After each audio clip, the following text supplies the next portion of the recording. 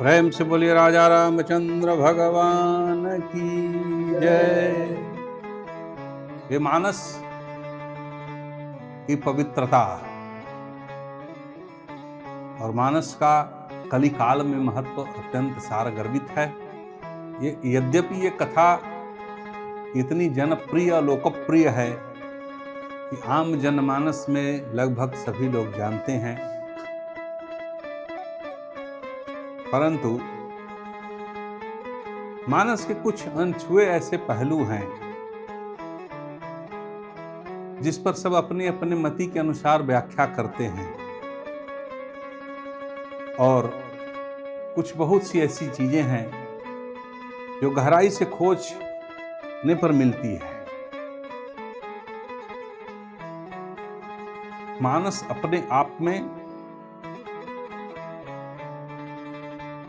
संपूर्ण वेद, पुराण, उपनिषद, धर्म ग्रंथ सबका इसमें समावेश है। और ये स्पष्ट इसलिए होता है कि मानस में जैसे ही हम इसको आरंभ करते हैं, अध्ययन करते हैं, उसमें एक श्लोक है कि नाना पुराण निगमा गम सम्मतम यद।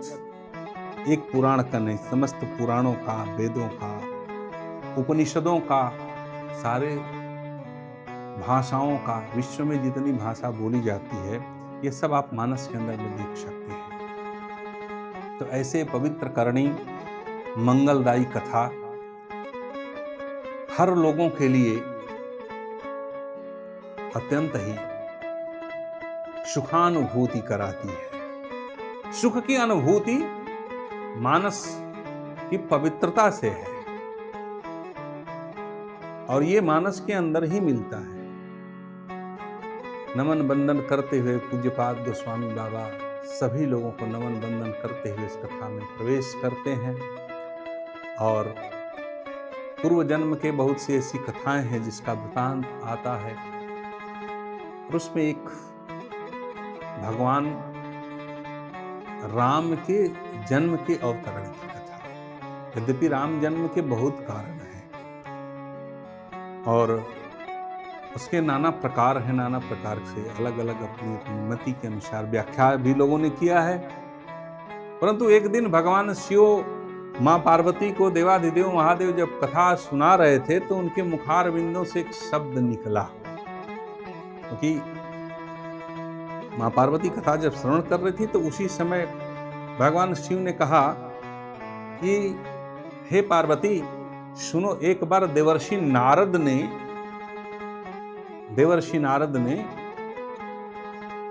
भगवान श्री राम को श्राप दे दिया। नारद साप दीन है एक बारा। देवर्षि नारद ने एक बार श्राप दे दिया, और वो भी किनको? बोले भगवान श्री राम को, विष्णु को, स्वयं श्री हरि नारायण को नारद जी ने श्राप दे दिया। अब माता पार्वती जैसे ही ये शब्द सुनी तो आश्चर्यचकित हो गईं कि ऐसा कौन सा कारण हो गया। और भगवान शिव से प्रश्न पूछती है माता। गिरिजा चकित हुई सुनी वाणी, गिरिजा चकित हुई सुनी वाणी, नारद विष्णु भगत पुनि ज्ञानी। गिरिजा आश्चर्यचकित हो गई माता पार्वती, और उन्होंने कहा कि नारद तो विष्णु भगवान के भक्त हैं जिनकी वीणा पर नारायण नारायण निरंतर निकलता रहता है, और उन्होंने श्राप दे दिया। गिरिजा चकित हुई सुनी वाणी, नारद विष्णु भगत पुनि ज्ञानी। विष्णु के भक्त भी है, ज्ञानी भी है, ब्रह्म ऋषि है, उसके बावजूद उन्होंने ऐसा कौन सा अपराध किया भगवान श्री राम ने, श्री हरि नारायण विष्णु ने उनको श्राप दे दिया। कारण कमन श्राप मुनि दीन्हा, काय अपराध रमापति कीन्हा। कौन सा रमापति ने ऐसा अपराध कर दिया? हे त्रिपुरारी, ये कथा मुझे आप श्रवण से कराएं।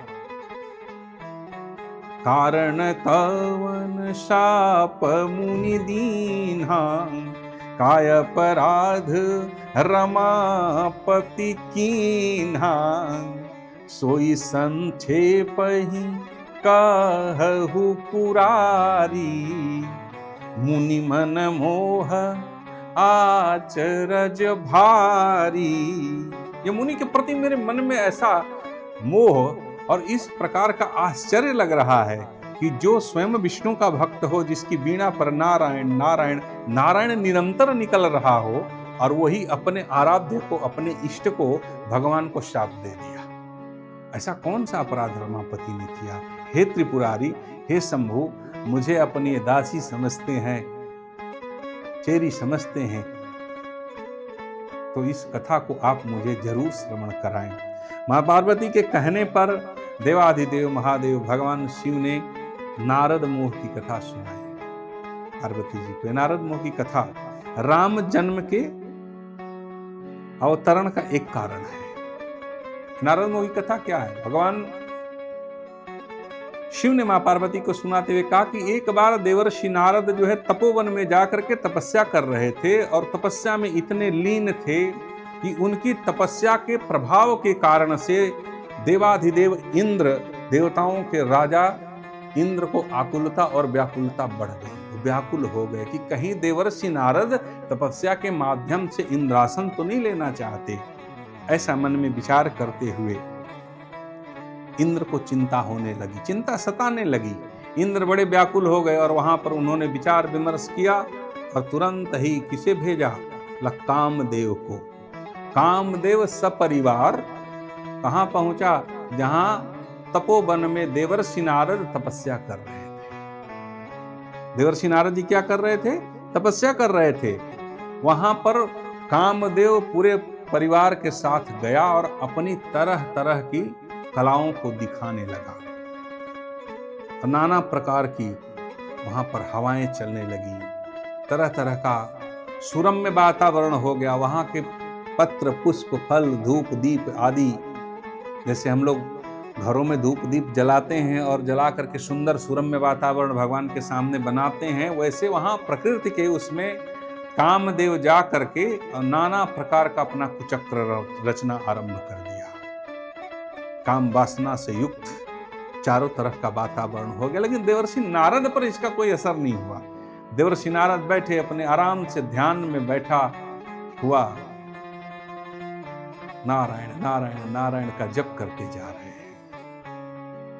जब कामदेव, रति और उसके पूरे परिवार का कोई भी बाण, काम का बाण ना देवर्षि नारद पर नहीं लगा, तो उसने 3 प्रकार की हवा आरंभ किया। चली त्रिविध विधि समय न बयारी, काम कृषाणु बढ़ावन हारी। 3 प्रकार की हवा चलाई और कामबाण का प्रयोग किया। 3 प्रकार की हवा, शीतल, मंद और सुगंध हवा 3 प्रकार की होती है। शीतल, मंद और सुगंध। शीतल हवा जब पहाड़ पर से, पर्वतों की, हिमालय के वादियों से होकर के चलती है, बर्फ से निकलते हुए, और हवा में जो ठंडक होती है वो शीतल हवा है। और मंद गति से जो चलती है, बहुत तेज चले तो फिर वो हवा नहीं है, वो फिर दूसरा रूप हो जाता है उसका। तो शीतल और मंद धीमी गति से चल रही है। और जब पुष्पों के होकर के बागों से निकलती है हवा, तो हवा सुगंधित होती है। शीतल, मंद और सुगंध 3 प्रकार की हवा वहां चलने लगी। देवर्षि नारद के ऊपर किसी प्रकार का कोई असर नहीं हुआ। इस प्रकार कामदेव पूरे परिवार सहित देवर्षि नारद को क्षमा मांगते हुए और वहां से चलता बना, इंद्रलोक की तरफ चला गया।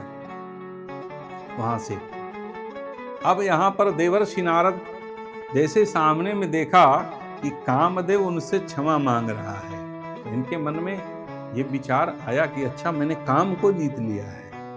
ये मन में देवर्षि नारद आया कि हम तो काम को जीत लिए।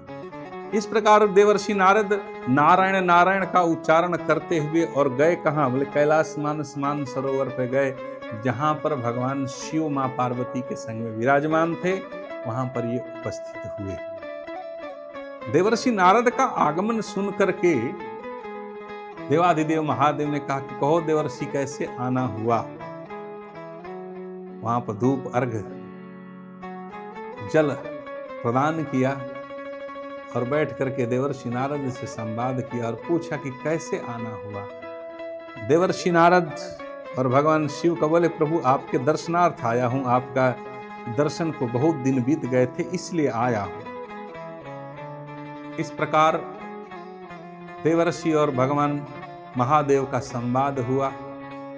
अब देवर्षि नारद के मन में एक बात चल रही थी और वो बात ये चल रही थी कि हमने काम को जीत लिया है। भगवान शिव ने मना किया, कहा कि देखो देवर्षि, जो कथा आप मुझे सुना रहे हो ना, ये कभी जा करके भगवान विष्णु को मत सुनाना।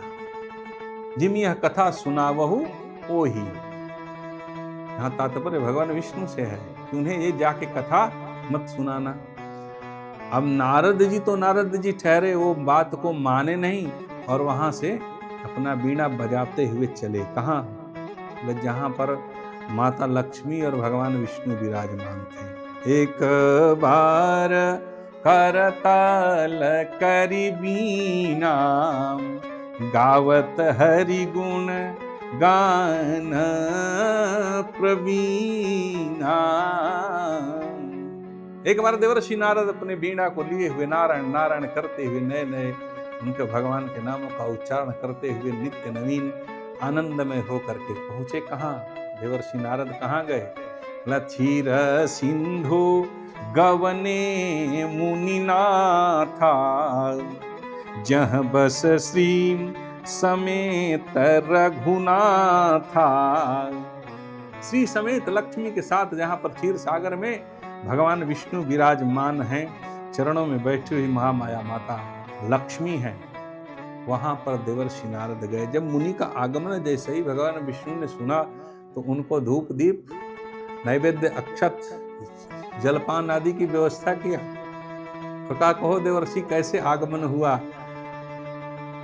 देवर्षि नारद ने भगवान विष्णु से कहा कि हे प्रभु, आपके दर्शन को बहुत दिन हो गए थे, इसलिए आपकी याद आ रही थी, इसलिए मैं यहाँ चला आया, आपके दर्शनार्थ आया। भगवान विष्णु ने कहा कि बहुत बड़ी कृपा किया है आपने। अब यहां पर देवर्षि नारद को भगवान शिव ने पहले से मना करके रखा था कि आप जो कथा मुझे सुनाए हैं वो भगवान विष्णु को मत सुनाइएगा। लेकिन नारद जी ठहरे, वो कहते कहते पूरी बात कह गए। यद्यपि प्रथम बरजी शिवरात, भगवान शिव ने पहले ही मना किया कि जो कथा आप मुझे सुना रहे हैं कि मैंने काम को जीत लिया, वो आप मैं भी नहीं जीत पाया। ऐसा देवर्षि नारद के मन में अहंकार आ गया था। तो इस प्रकार भगवान विष्णु ने देखा कि देवर्षि नारद कुछ कहना चाहते हैं। बोले, कहो देवर्षि क्या कहना चाहते? प्रभु, मैंने काम को जीत लिया है। अब यहां पर भगवान विष्णु ने जैसे ही देखा कि उनके भक्त के अंदर में अहंकार आ गया है, उनके भक्त के अंदर अहंकार आ गया है, तो उन्होंने कहा तो देवर्षि जो आपका दर्शन करेगा वो भी काम को जीत लेगा। नारद जी ने कहा कि हाँ प्रभु, वो आपकी कृपा है। और जैसे ही देवर्षि नारद भगवान विष्णु से विदा होकर के वहां से चले, तो भगवान विष्णु ने महामाया लक्ष्मी को प्रेरित किया और कहा कि हे देवी, आप मेरा सहयोग करिए और मेरे भक्त के अंदर जो अहंकार आ गया है उसे समाप्त करना है। भगवान विष्णु के इशारा को महामाया लक्ष्मी समझ गई और उन्होंने जिस मार्ग से नारद जी जा रहे थे उसी रास्ते में, उसी मार्ग में बहुत ही सुंदर दिव्य भव्य महल का निर्माण किया और उसमें शील निधि नाम का राजा, राजकुमारी, रानियां, दास दासी सब। और वो महल कैसा बना? पूज्यपाद गोस्वामी बाबा कहते हैं कि श्रीनिवास पुरते अधिक रचना विविध प्रकार। जहां भगवान विष्णु और लक्ष्मी रहते थे उससे भी सुंदर महल का निर्माण हो गया। अब देवर्षि नारद उसी रास्ता से नारायण नारायण करते हुए जा रहे थे।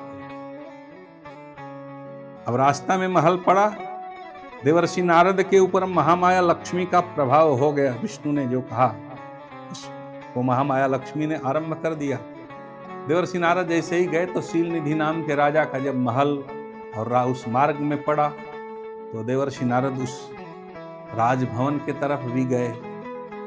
मुनि आगमन सुनने के बाद में उनका बहुत ही स्वागत और सत्कार किया।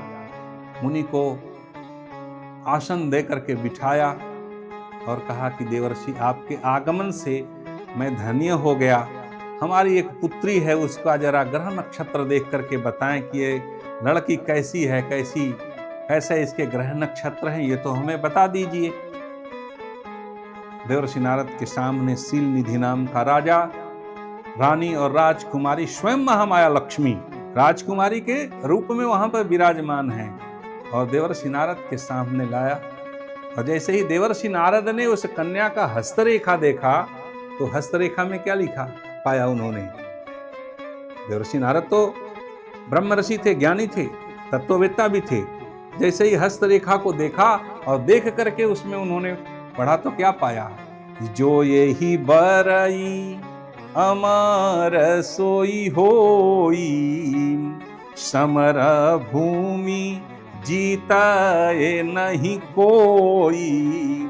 कन्या के हस्तरेखा को जैसे उन्होंने देखा तो उसमें ये पाया कि इस कन्या से जिसका विवाह हो जाएगा वो अजर और अमर हो जाएगा। त्रैलोक्य में कोई उसे मारने वाला जन्म नहीं लिया है, वो अमर हो जाएगा हमेशा के लिए। नारद जी जैसे ही कन्या का लक्षण देखे तो विचार विमर्श मन ही मन किया और शीलनिधि नाम के राजा से कहे कि आपकी कन्या बहुत ही सुलक्षणा है, सुयोग्य है और इसके लक्षण बड़े ही सर्वोत्तम गुणों से युक्त कन्या है ये। लेकिन नारद जी के मन में उसी समय जो मोह व्याप्त हो गया, अब मन में नारद जी विचार करने लगे कि मैं कौन सा ऐसा उपाय करूं कि जिस कारण से इस कन्या का विवाह हमसे हो जाए। ऐसा नारद जी के मन में आ गई अवधारणा। अब मन में विचार करने लगे देवर्षि नारद, जप तप कछु न होई तत्काला, अहि हरि मिलहि कमन विधि बाला, करऊं जाई सोई जतन विचारी, अजेहि प्रकार मोहे बारया कुंवारी। नारद जी सोचने लगे कि यह कन्या मेरा ही वर्ण कर ले, मेरा ही इससे शादी हो जाए। तो कछुक बनाई भूप सन बाकी, कुछ बातें बना करके राजा को कह दिया और विचार करने लगे कि इस कन्या का विवाह मुझसे कैसे संपन्न होगा। यह विचार करते करते देवर्षि नारद ने सोचा कि एक उपाय है। वो कौन सा उपाय है? बोले भगवान अगर अपना रूप मुझे दे देते हैं तो इस कन्या से मेरा विवाह हो जाएगा, लेकिन अब उनको बुलाऊं कैसे? इस प्रकार देवर्षि नारद के मन में तरह तरह की बातें चल रही हैं। महामाया का प्रभाव हो चुका है। भगवान को याद किया। अब नारद जी की स्थिति ऐसे हो गई है व्याकुल रोगी की तरह। नारद जी कैसे क्या हो गए? व्याकुल रोगी की तरफ। तुलसी बाबा कहते हैं, मानस की चौपाई के माध्यम से वो बता रहे हैं, कुपथ मांग रुज व्याकुल रोगी, अवैदन देई सुनहु मुनि योगी। डॉक्टर किसी बात को मना कर दे, वैद्य मना कर दे कि आपको ये चीज नहीं खाना है, और उसी डॉक्टर से कोई जाके मांगे कि आप मुझे वो खाने को दे दो, तो डॉक्टर नहीं देता। नारद जी की भी वही कहानी हो गई। नारद जी कौन है? बोला ब्रह्मर्षि है। नारद जी देवर्षि है। नारद जी कौन है? बोला देवर्षि है, तत्ववेत्ता है, सन्यासी है, मानस पुत्र है। ऐसा उनके तपश्चर्या में है। और अब यहां उनको क्या हो गया? महामाया का प्रभाव हो गया। तो उस कन्या के प्रति लालायित हो गए। मन में तरह तरह के बातें आने लगी देवर्षि नारद की। तो भगवान को याद किया। भगवान कौतुकी निधान के रूप में प्रकट हुए और कहे कि हे प्रभु, एक मेरे ऊपर कृपा कर दीजिए। बोले क्या कृपा करना है? भगवान प्रकट हुए और बोले कि कहो देवर्षि, कैसे याद किया? तो बोले भगवान, मेरे ऊपर एक आप कृपा कर दीजिए। जब तक तो अभी कुछ हो नहीं सकता, इसलिए हे हरि, वो मुझे विधि बाला को किसी तरह से दिला दीजिए। अब नारद जी की हालत वैसे ही हो गई, आकुलता व्याकुलता से। कुपथ मांग रुज, व्याकुल हो चुके हैं देवर्षि नारद। तो नारद जी के इस प्रकार का जो मोह है वो ऐसा उनके ऊपर महामाया का प्रभाव हो चुका है कि वो ये भूल गए कि हम देवर्षि हैं। देवर्षि का बोध तत्व तो उनके अंदर से उस समय भूल चुका, पूरा का पूरा महामाया का प्रभाव हो चुका है देवर्षि नारद के ऊपर।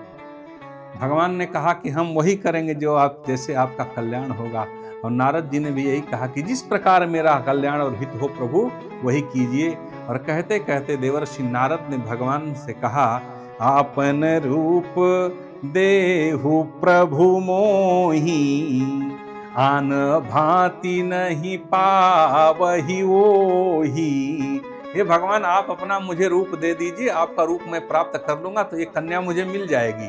ऐसा देवर्षि नारद ने कहा। भगवान ने कहा कि मैं वही करूंगा देवर्षि नारद जिससे तुम्हारा कल्याण होगा। तो भगवान विष्णु ने सारा रूप तो अपना दे दिया, लेकिन मुख जो है बंदर का बना दिया।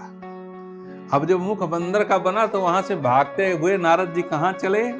रचई स्वयंवर सो नृप बाला, आए तह अगणित महिपाला।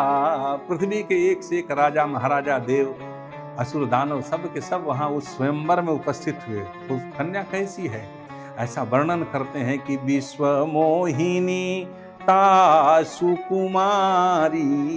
तो विश्व मोहिनी त्रैलोक्य को सम्मोहित करने वाली है, और हो भी क्यों नहीं, क्योंकि वो स्वयं साक्षात महामाया मां लक्ष्मी ही तो है, जो देवर्षि नारद अपने भक्त के अंदर के अहंकार को समाप्त करने के लिए वैसा भगवान विष्णु के कहने पर रूप धारण किया है। अब भागते भागते वहां से देवर्षि नारद जी गए और जाकर के एक आसन लेकर के बैठ गए।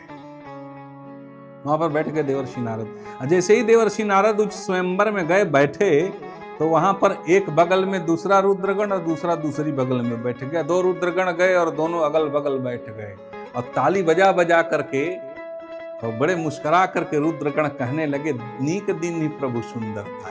भगवान ने बड़ा बढ़िया इनको रूप दिया है। अब देवर्षि नारद को अपना मुखमंडल तो दिख नहीं रहा था, इसलिए वे कभी कुर्सी से उठ जाते थे अपने आसन से और कभी इधर उधर देखने लगते थे।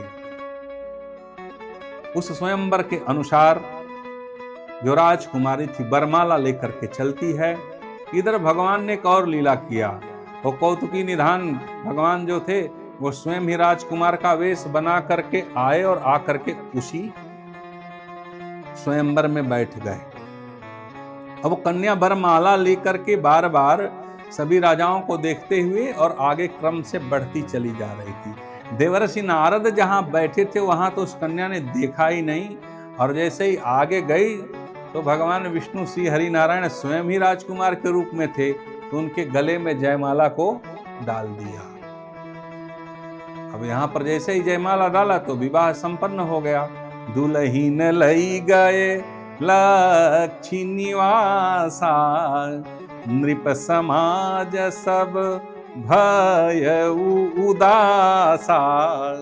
सब के सब राजाओं महाराजाओं का जो समुदाय वहां पर था, देव असुर किन्नर जो भी वहां उपस्थित थे लोग, ये सब के सब राजा महाराजा सब उदास हो गए और वहां से दुल्हन लाई गए लक्ष्मी निवासा। भगवान विष्णु ने वर्ण किया और उस कन्या के साथ उस स्वयंवर से चलते बने। अब देवर्षि नारद तो वहीं अभी बैठे हुए हैं।